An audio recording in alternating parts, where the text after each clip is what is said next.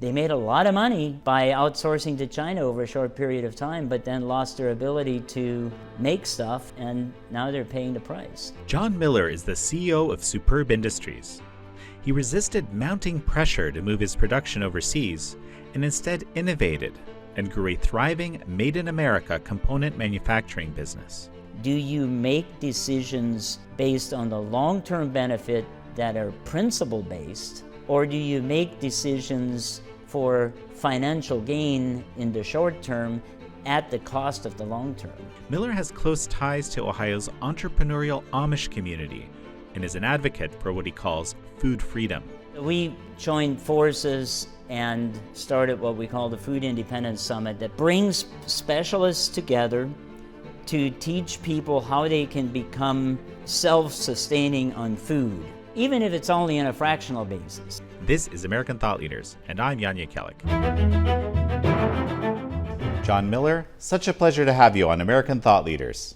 It's a pleasure to be here. It's been nice talking to you backstage, and look forward to our conversation. Absolutely. So, I've heard for years that it's frankly almost impossible to do manufacturing well in America for a whole suite of reasons. What do you say to that? That's not actually true, and my company, Superb Industries in Sugar Creek, Ohio, has proven that that is not the case. It requires, however, a commitment to technology and automation and competitiveness if you're going to be successful. And we faced that when it became popular to move everything to China. And we're able to successfully stay in the business and now manufacture over 1 billion parts a year, 386 different distinct part numbers, and 57% of that gets exported to Mexico competitively. So, okay, astonishing, right? Considering what a lot of us are even hearing today. Why don't you chart for me, what happened? How did you build this company, and how did you manage to resist the urge to shift production to China? Well, my family has been in metalworking literally since colonial times. On the Miller side of the family, a gentleman by the name, or I should say a young man by the name of Christian, got to be known as Schmidt Miller, was born in 1763, an apprentice as a blacksmith, moved to the western frontier of Pennsylvania, and actually acquired a piece of land in Johnstown, Pennsylvania by bartering with the Indians that were still squatted there. And then his son moved to the village of Sugar Creek, and my great-grandfather, who I still remember, was the blacksmith. So we had a long history of metalworking, and my company then took that to the next level and started manufacturing in high volume for the automotive and appliance industries, just about the time that everybody wanted to go to China. Well, and so why didn't you? It would have gone fundamentally against my values and principles. So it was a values decision to stay here. And I remember well, I think this would have been in 2003, a purchasing manager from one of our customers came to my office and she said, "John, I have to tell you that what you're doing here is great, but in 3 years, we will be doing everything in China." I took note of that, and as a family, we had to make a decision on what to do, and I'll jump to today. Not only did that manufacturing not all go to China, for an extended period of time, we actually manufactured in Ohio, shipped to China. We have a warehouse in Hong Kong, and we're able to support customers over there.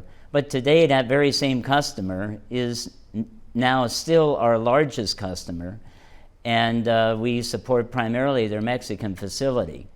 You have to make decisions. If you're going to be sustainable in the long term, you have to make decisions that are consistent with your values.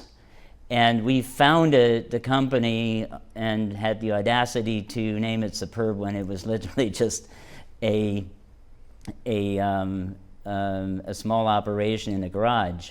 But when we were faced with this decision, the question was, what do we do? Do we sit down and allow it to happen to us, or do we continue our endeavor to be superb in the manufacturing arena, and we decided to do the latter. Now, it cost a lot of money. We literally had to invest in millions of dollars of German and Swiss automation in order to remain competitive, but we've done that, and that's now 22 years ago. The company continues to grow.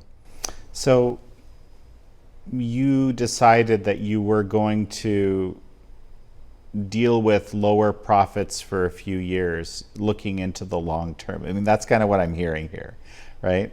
Maybe another way to characterize that is profits were acceptable for a family-run business, but the profits were being turned right back into the company and invested. So there was substantial investment, and the investments we had to make at that point, some of it had to happen on borrowed money because we had to up our game to be able to compete.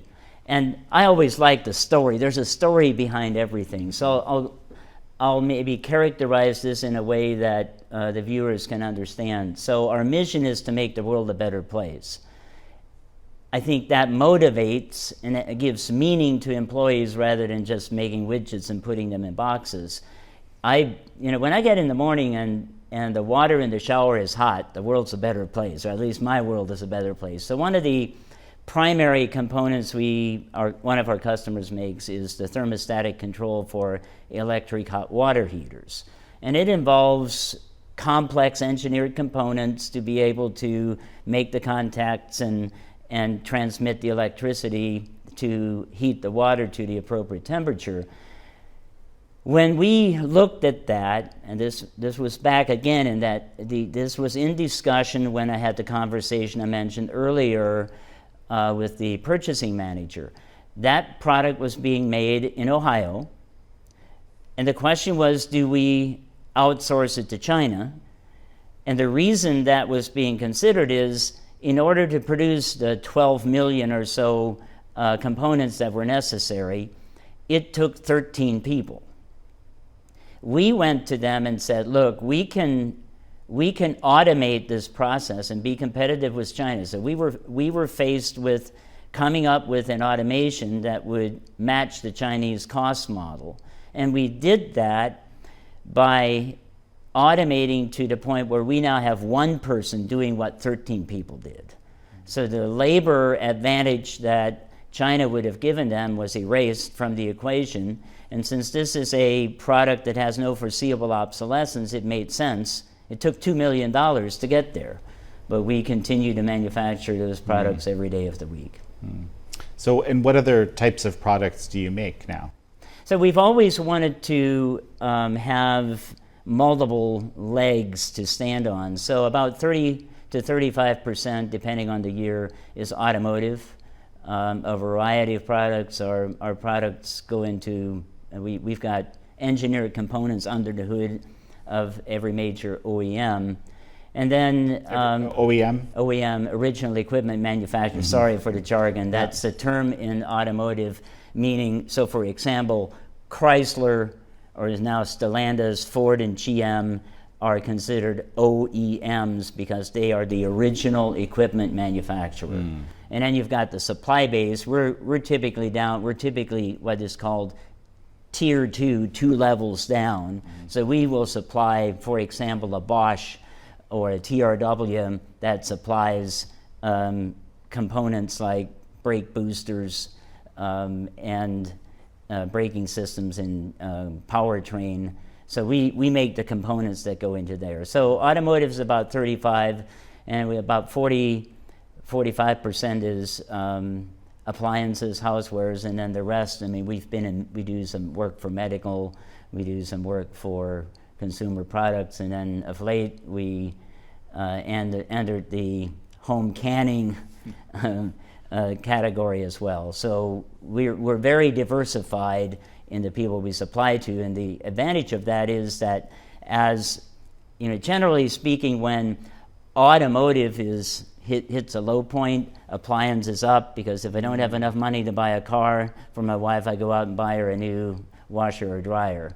So that tends to balance things out, which is why we do that strategically. I mean, absolutely fascinating.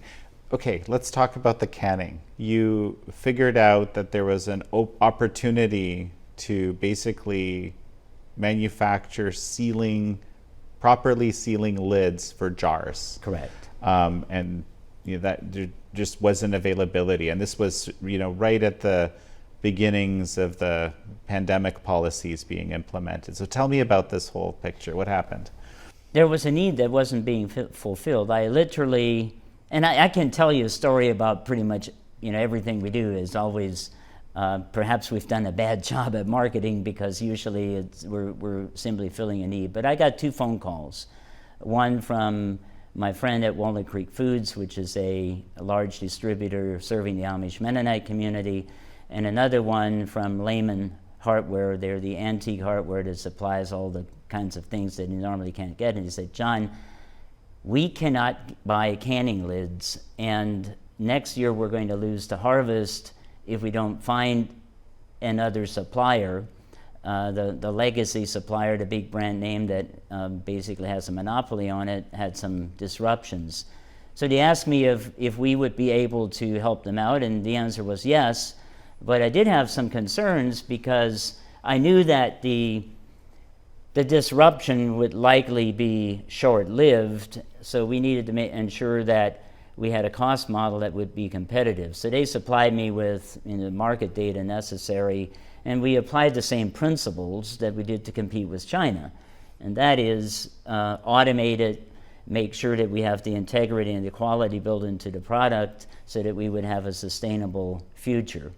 So in January of 2021, we began the process. We put a team of automotive engineers on a home canning project and developed a product and delivered 1 million parts in 5 months, which that's really the fast track. I mean, we really had to work hard to get that done. And that was the inception of what we now call superb canning. Can you break that down a little bit for me? What does it take to, go from, the phone call to the production line delivering how many lids? Well, we delivered 1 million in 5 months. Today we make 1 million lids a week. And I'll try to break it down because to me it's really interesting, but I'm a manufacturing engineer. But I think a lot of people don't realize the work that goes into it. So we got the phone call. The first thing we did was do a cost analysis on kind of a high level to determine whether or not there was a business case. That took about a month. And that showed us a couple of things that made me very passionate about doing it. One was that the quality of the product had been intentionally reduced. And we were able to do that by testing variants going back 20 years. And again, we were in a community where we had a distinct advantage because canning in the Amish community, I mean, it's just like eating breakfast for most people. I mean, everybody does it. So I went around and threw $20 bills at every Amish lady that would be willing to give up a dozen lids. And we ended up having lids going back 30 years. So after doing the cost modeling and determining that there was a business case, we then started to do the engineering. And we found out, like I mentioned, the rubber had been changed. We were able to determine about which year. The amount of coating to prevent corrosion had been reduced. All of this is measurable. So we went through and reverse engineered in our labs and analyzed, and we had a very simple motto: better than Ball. Ball is the leading brand. So that became our benchmark. So we've got 23% more coating. We have more vacuum, which ends up making the seal last longer, and we have a higher molecular weight on the rubber.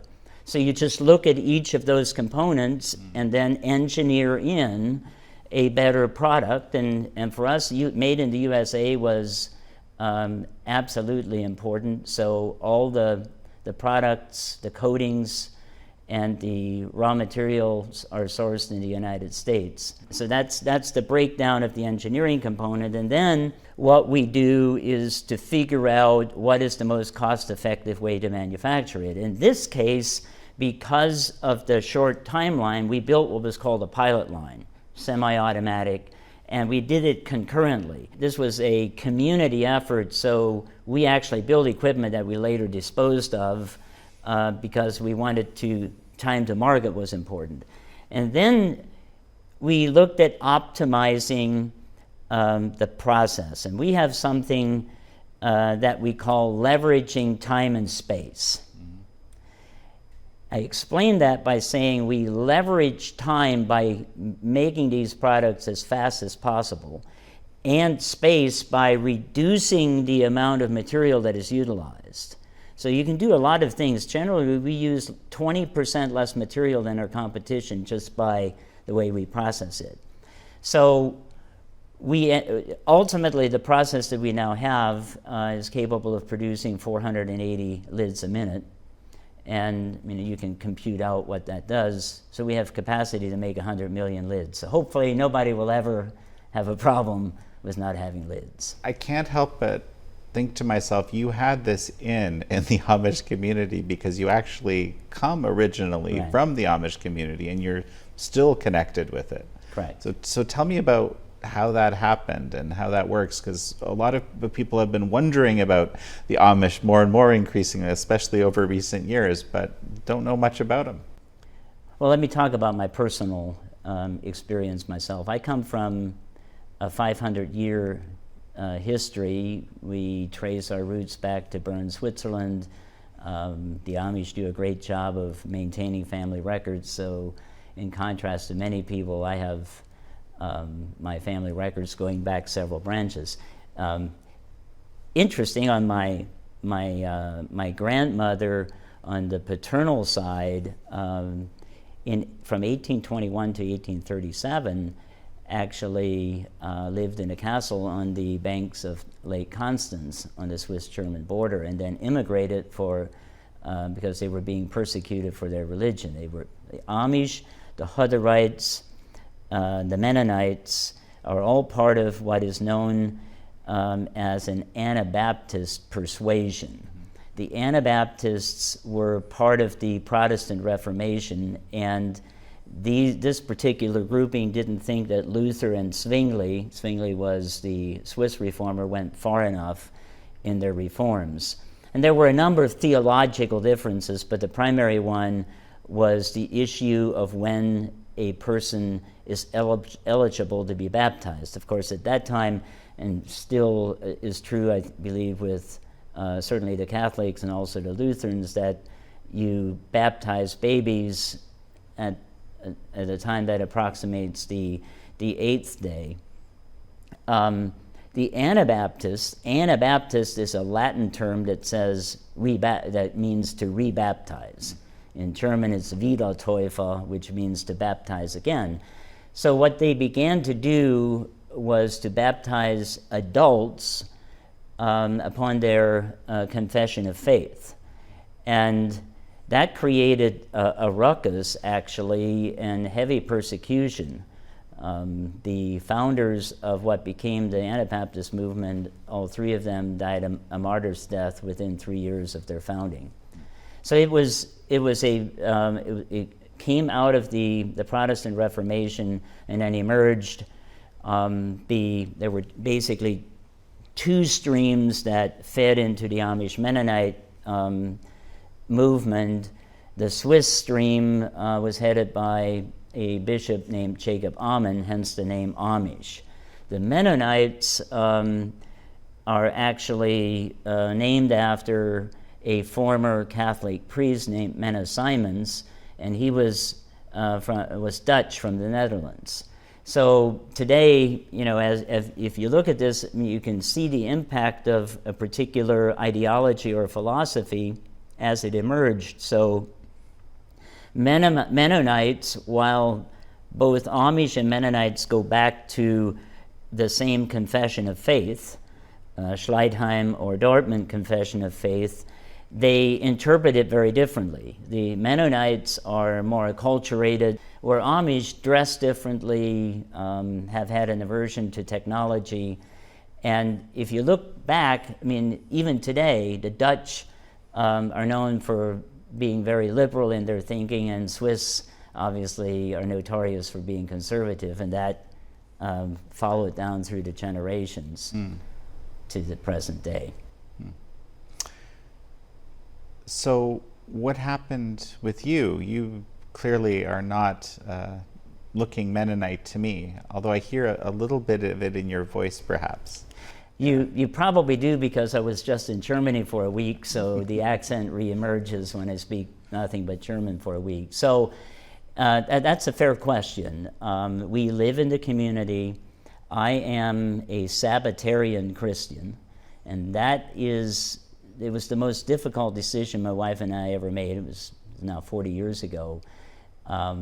We, after searching things out, came to the conviction that the seventh-day Sabbath, which is Saturday as opposed to the traditional day of worship for Christians of Sunday, was important, was, as I would view it, holy time dedicated to God. And we came to that conviction and wanted to practice that. Leaving the Amish was never something that was even a consideration. It became this conviction on that issue that drove the decision. Today it's a bit different. In fact, there's a growing interest among the Amish in the seventh-day Sabbath, and we have some relatives that are now practicing it.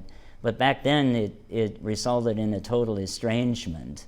So for about 12 years, we were estranged from the community and lived outside the community before coming back. Why the limited interest in technology, or the active interest of limiting technology among Amish? I mean, this is, I think, the question which a lot of people have, because it's the obvious difference. But it doesn't mean a complete absence of technology, no. Obviously. Yes. Yeah.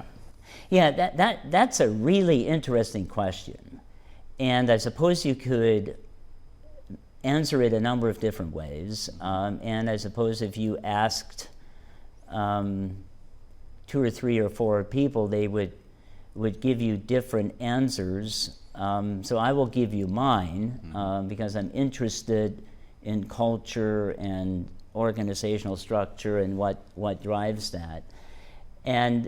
But let me just speak to the history of it for a moment. The aversion to technology is really a relatively recent phenomenon. So back in Europe, and there were basically 2 migrations, one in the 18th century and one in the 19th century. But back in Europe, there was really no distinction from a technological standpoint. In fact, as I mentioned earlier, my forefathers in Europe were more advanced in their technology maybe than some of the others, because they were able to buy a degree of religious freedom by being the most innovative farmers. Most notably, fertilizing with burnt limestone was an Anabaptist innovation. So the aversion to technology really is a post-World War II phenomenon. And I can say that even from personal experience. My grandfather in 1938 moved to the southernmost part of the Ohio Amish community. The entirety of the area was German-speaking, so whether you were Amish or Mennonite or otherwise, most people spoke German because they were immigrants. He was the first to buy a tractor and a thresher and provide the threshing in the community. That was 1938. As everybody was still farming with horses. Post-World War II, though, the decision was made, and they make decisions as a community, as a church. They vote, so they're democratic in that sense. They decided against using mechanized farming in particular. They decided against electricity. And the automobile. The mechanized farming, I don't really have a good answer on why that decision was made. The automobile, the decision was made because they believed that the ability to travel quickly would take people away from the community.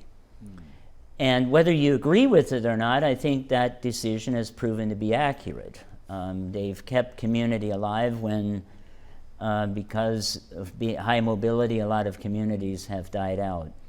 And then the decision to not be on the electrical grid had a lot to do with the fundamental desire to be separate and not dependent, or maybe the better word is to be independent and not reliant upon others.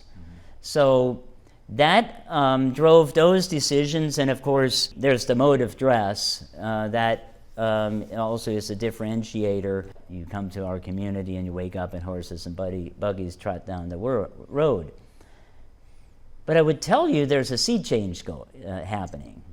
And a sea change is being driven by now the ability to generate your own electricity by putting a solar panel on the roof. So if you come and visit us, which I hope you do for a food summit, you will find more solar panels per square mile in Amish country than probably anywhere in the United States.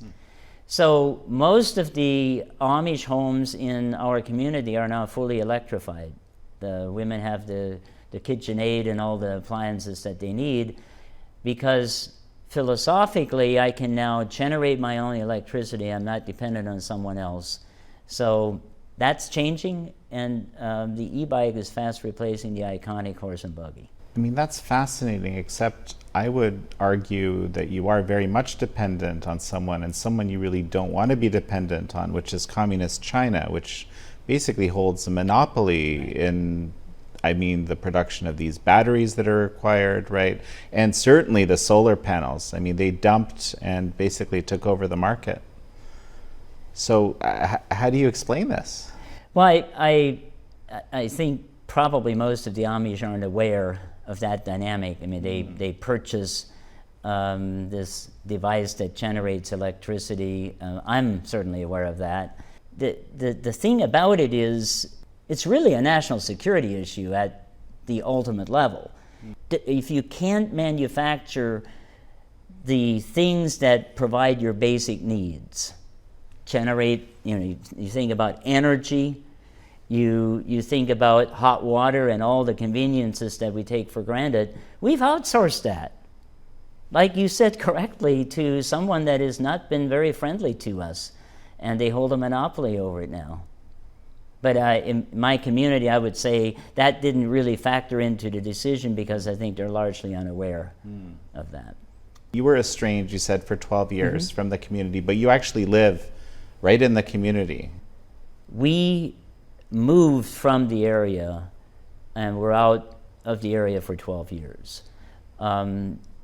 We moved back when our children were teenagers, because we wanted to get back closer to family.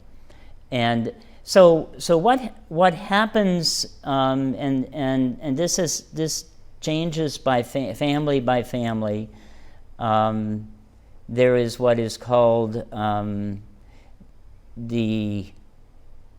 you're estranged in the sense that they won't buy or do business with you, which, when I think back at founding Superb, I founded a company in a community that wouldn't buy from me or work from me. I mean, what could possibly have gone wrong?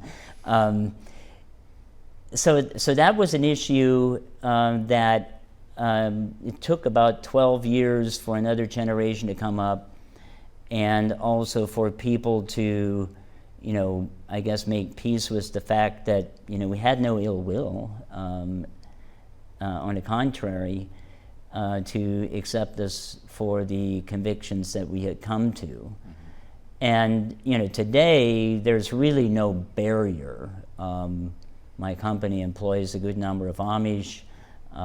We participate in community events, and we have very good relations with our family.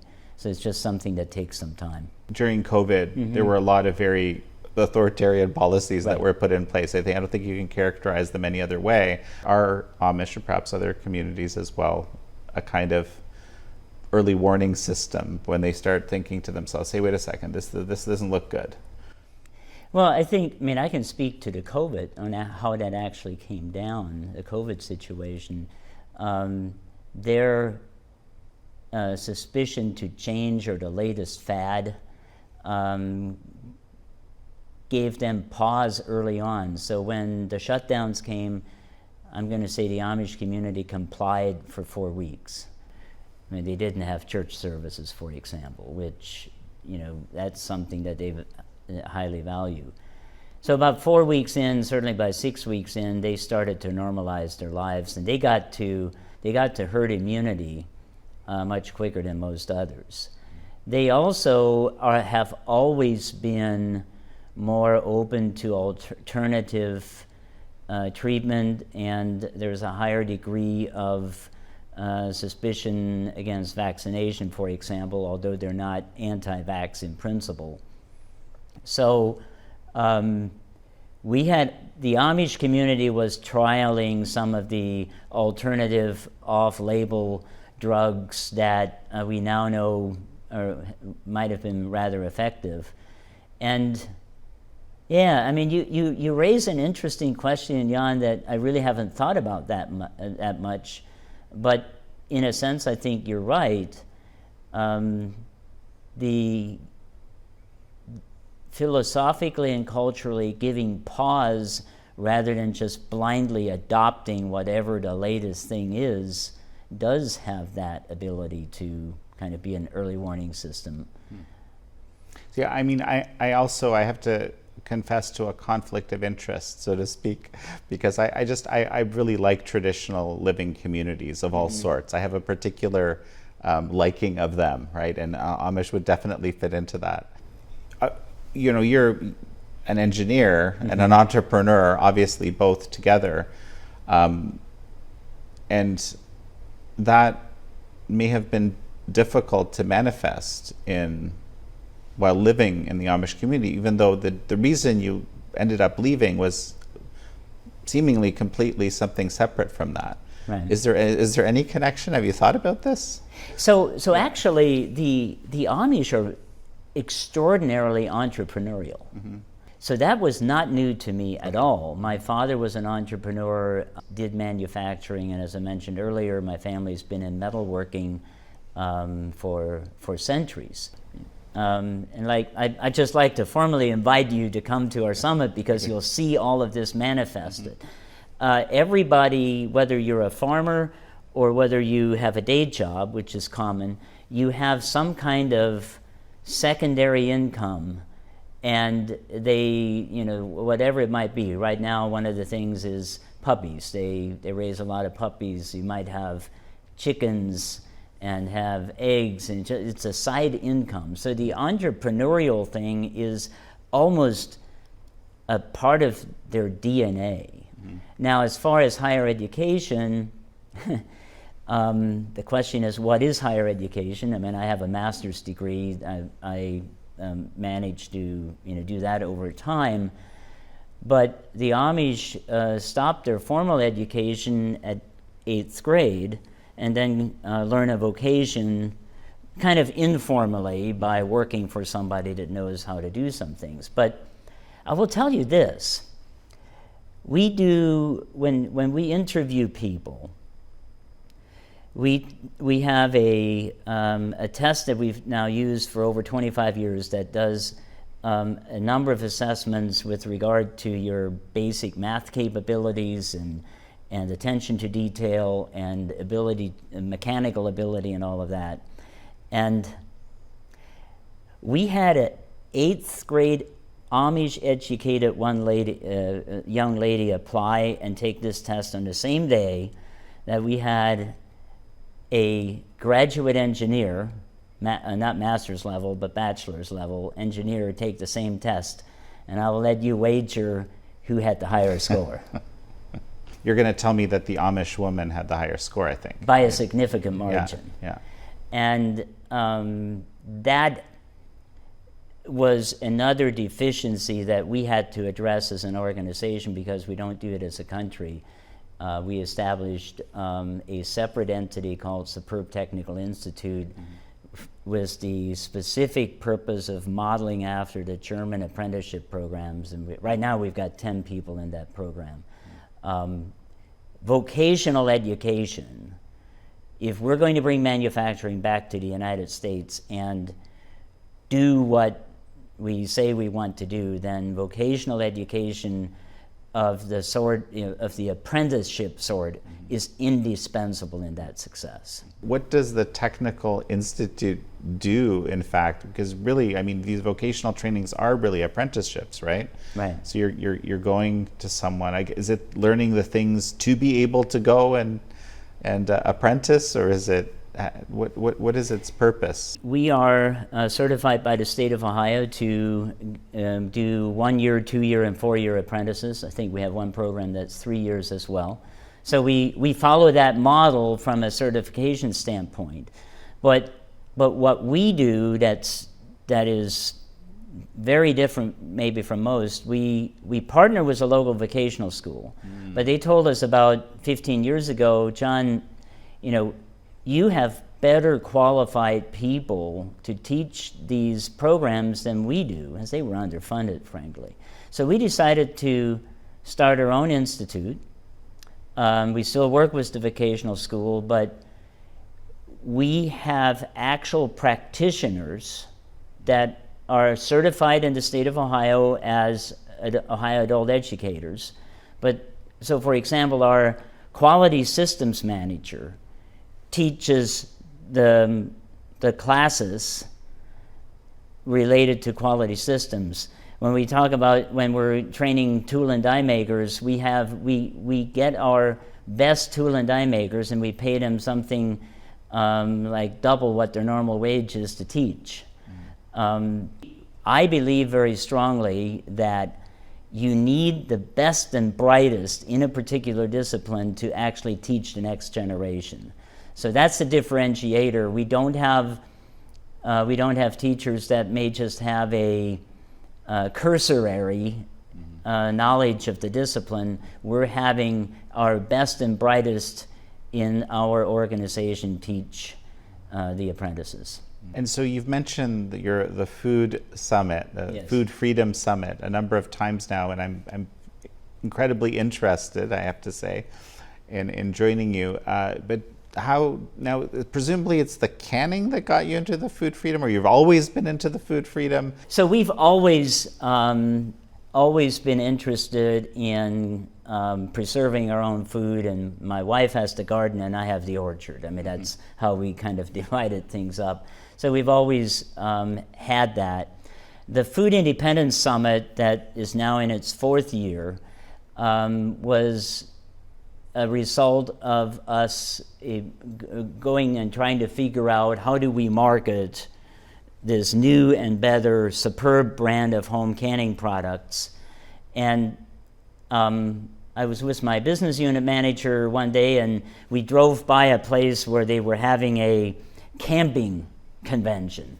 And I said, you know what, we should have a canning festival where we invite people to come try our closures. And then I talked to Marcus Wangert, who is the co-sponsor of this Food Independence Summit, and he said something that people rarely tell me. He said, John, you're not thinking big enough. Usually people tell me I have crazy ideas and I need to cut it back. So he also owns a seed company. So we joined forces and started what we call the Food Independence Summit, that basically brings specialists together to teach people how they can become self-sustaining on food, even if it's only on a fractional basis. I mean, I think you have to be realistic. Most people don't have the time or the urge to grow all their food. I don't even do that. We do a good bit of it. So you have to do what you can with what you have. And this summit, it's a 2-day event in Walnut Creek, Ohio, at a campground, under a tent. We have an A-list of speakers. We have Joel Salatin, who I think you know. He's considered the grandpa of homesteading. So he's there. Del Bigtree. This year we have a focus on fitness and wellness as it relates to food. So in the morning from 8:30 until noon, we have specialists that speak from a stage on a whole variety of items. And then in the afternoon, we've got 40 concurrent workshops and panels going on everything from how to butcher chickens to how to do beekeeping to how to can. And I mean, if you go to our website at foodindependence.life, we've got everything listed. On a more personal level, this year we're also featuring a doctor from Germany. I had an episode with chronic Lyme and ended up having to go to Germany for treatment, so we're flying him in. And so any of your viewers that are suffering from Lyme, this specialist, he cured me. It's not remission. He eradicated the bacteria from my system. So we expect 3,000 to 4,000 people, and it's grown every year. So yes, you're invited. If you come there, I will personally give you a tour of Ohio Amish country and show you how we do homesteading as a way of life. This sounds fantastic. Let's talk about the Lyme for a moment. I mean, Lyme is a disease that people suffer through their whole lives, tried all sorts of methods to get rid of it. I know a number of people who suffer from it as we speak. And you're telling me that you're cured from Lyme. Correct. That's counter to the accepted narrative. Yeah, I was bitten by a tick, although I don't know exactly when. And in our community in Northeast Ohio, it's almost reached an epidemic. And I started having symptoms, and I thought maybe I had burned out my adrenals. I mean, I live a very active life. But then I started passing out. Just there were a number of symptoms, brain fog. I mean, I wouldn't have been able to do this interview a little over a year ago with you. I just didn't have the mental acuity to do it.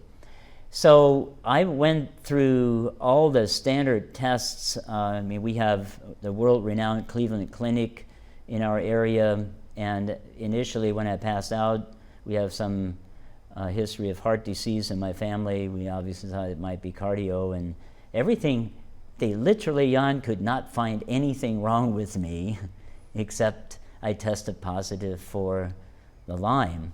And then I was told that you can only medicate it into remission because the Lyme spirochetes notoriously bury themselves into the cellular walls, and antibiotics can't get to them. So I found out about this clinic in Germany that does a hyperthermia treatment, hyper, not hypo. So they heat your core body temperature to 107 degrees F, and they discovered this quite by accident about 20 years ago when they were treating cancer patients that also had Lyme. So I went over there we did a 3-week program, and we had the before and after tests. Everything came back negative. The most interesting thing about the testing when I went to Germany is they took a blood test, very similar to how you do a glucose test. They pricked my finger, put it between 2 plates of glass, and put it up on a microscope. And when the doctor was reviewing me, my blood was still live, and you could see the spirochetes swimming in between my red blood cells. That was kind of scary. You could literally see them moving around. And then after 2 of these treatments, we did that test again, and there was no evidence. And then 2 months later, I had the testing done in the U.S.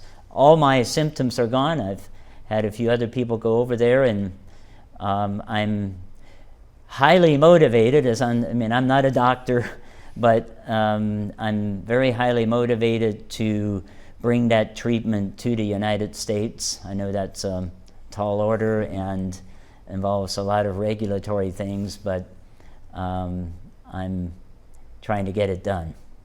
Yeah, I mean, how many people has this clinic seen? Are you aware of those numbers? Yes, Yeah. These numbers are approximate but materially accurate. They have treated over 20,000 people. over the last 20, 25 years. And in the studies they've done, they showed an 85% recovery rate. One of the problems is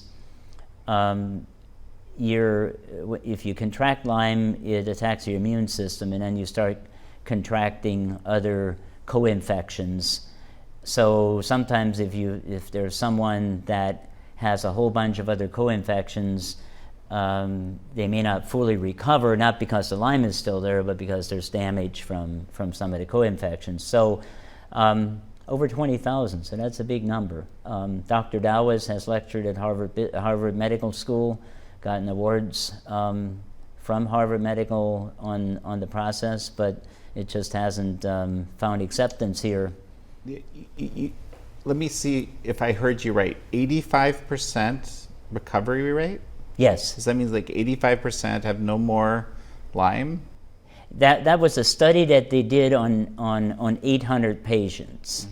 Mm-hmm. And I asked a question about the 20,000, and they said, well, they had people from Australia, Denmark, 11 from the United States. Were all coming to this clinic just south of Munich. They know that they've treated over 20,000. They know that in the study they did, it was an 85% rate. But they're not following all the patients. Sure. So that's a pretty decent sample size. 800's respectable sample size. That's astonishing. Yes.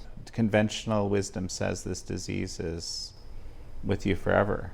That's what I was told, and I feel very fortunate to have found this. And part of that is, I was not going to accept the fact that you can't cure it. And I was also, because of my German background, I was comfortable with going there and getting treatment. Right. So. Okay, I want to jump back to this idea of self-sufficiency, because there's this kind of overlap here. We're talking about the Amish wanting to be self-sufficient. We've been talking a lot on this show and other episodes on the dependency of the United States and frankly many other liberal democracies on communist China. I would love it if the Amish could understand, where these solar panels come from at the moment, because as you mentioned, there's this great entrepreneurial spirit, there's this great, enterprising vision. Maybe they would help in shift that reality somehow, even though I guess they might not be doing the manufacturing of solar panels themselves. But it's a very serious issue. And solar panels is only one example. You may be aware of this. I read, this has been a number of years ago, and I just recall it, that we're the F-16, which is still one of our primary fighter jets. We're getting spare parts from countries that, let's just say, are not our friends. Well, and the F-35 has parts, which is the new, that's the new and the latest one. The latest one. People would very quickly make the connection between national security and that issue. But what is true at the macro level also has to be true at the micro level. So we cannot have a sustainable culture or a sustainable country if we're dependent upon enemies in particular, if we cannot make our basic energy, our basic needs that we consume, food, for example, or the things that we take for granted, take cars. Fortunately, cars we still, for the most part, make here. I'll jump in and just say, medicines. A very large portion of medical precursors, especially, are made in communist China. Some of them are exclusively made. Mm-hmm. Some very important ones are exclusively made. So this is very serious. And that's just, again, one example of many. But I think the question we really need to ask goes back to the why. Do you make decisions based on the long-term benefit that are principle-based, or do you make decisions for financial gain in the short term at the cost of the long term? And I think the reason that we have medicines being imported, that we have all these supply chain things being imported, rest on the fact that we were looking for short-term gain at the expense of long-term viability. And until that mindset changes, I don't think we will be successful in bringing manufacturing back. Yeah. Can you have food independence without manufacturing independence? Well, no. I mean, I can't. How am I supposed to? I mean, even at a fundamental level, if I plant my garden, I have to till the soil, right? So, if I'm dependent on China, for example, to build the tiller, and they decide that they're not going to make it for us, I guess I'm going to have to go back to hoe, which is going to be mighty impractical and uncomfortable. So we need to look at the long-term effects of those decisions and make decisions that are viable in the long term. And here's my experience. We made some difficult decisions for the long-term benefit at the expense of short-term returns. But if I track my company's profitability and viability in comparison to the S&P over time, which I, just for kicks and giggles, I did that, and we've outperformed the S&P consistently over the last 20 years. So if you make the hard decision and the right decision for the long term, it will be more profitable over time. If I have customers who made those decisions, who we have one in particular that I will not name for obvious reasons, where their receivables are no longer insurable because of their financial condition. And they made a lot of money by outsourcing to China over a short period of time, but then lost their ability to make stuff, and now they're paying the price. Do you see a way to deal with that? I think that's a management decision and a commitment to long-term thinking, and that is something that is cultural. That's very difficult to change.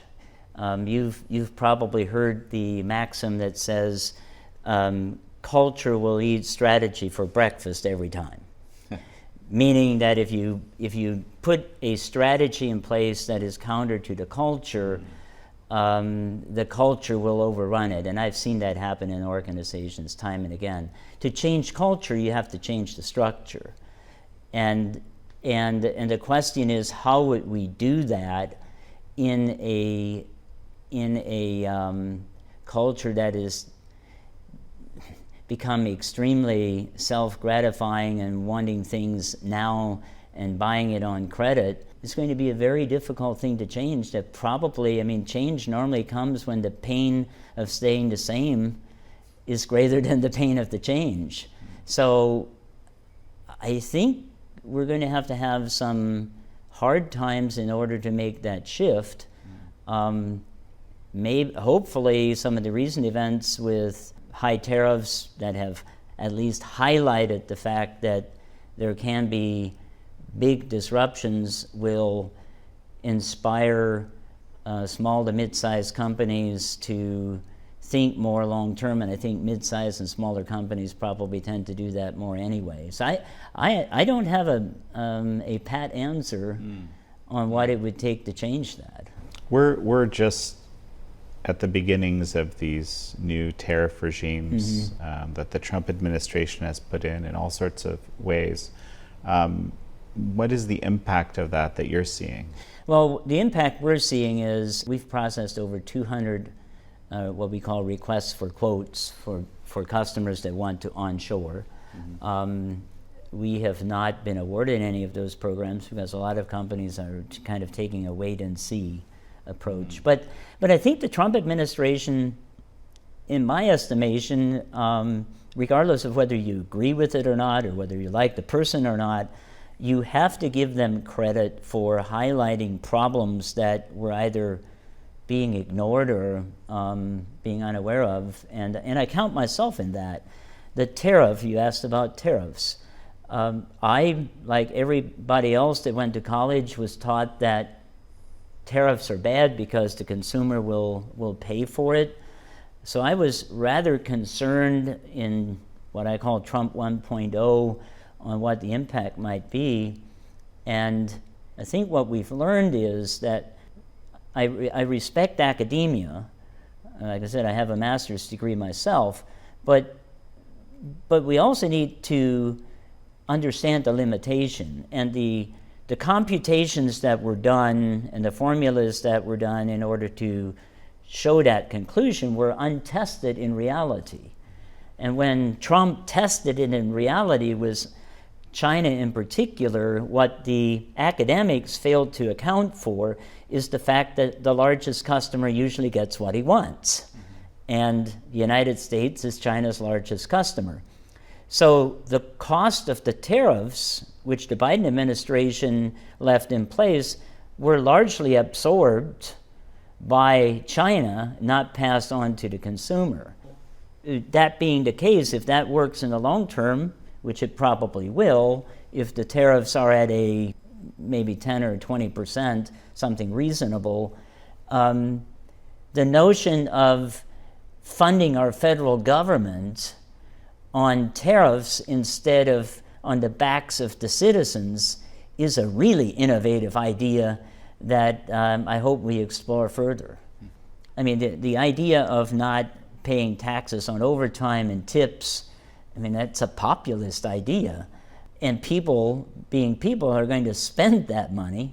So that is going to help solve at least a fractional component of the challenge of having enough manpower available, because when I ask people to work overtime, they say, well, you know what, I won't have, I mean, I've literally had, especially our tool makers, say that, you know, I work another 10 hours, I get kicked into the next bracket and I end up taking home very little more. Now, if they get to take all of it home, you might free up another 20% in your workforce because people are willing to work more overtime. So there are a lot of things there that, frankly, I don't think we've thought about in a long time. So I'm interested in seeing how it'll all work out. All right. Well, John, this has been an absolutely fascinating conversation for me. A final thought, perhaps, as we finish up? It's really easy to be pessimistic given all the uncertainty in the world. And one of the things that I'm optimistic about is the free flow of information. Western civilization, as we call it, it's the freest, most prosperous in the history of man. And I believe the Gutenberg press, which made the Bible the basis for what we call Judeo-Christian ethics, widely available, is the foundation of all of that. If we can continue to push that forward, I think good things can happen. If we don't, some really bad things can happen as well. Well, John Miller, it's such a pleasure to have had you on.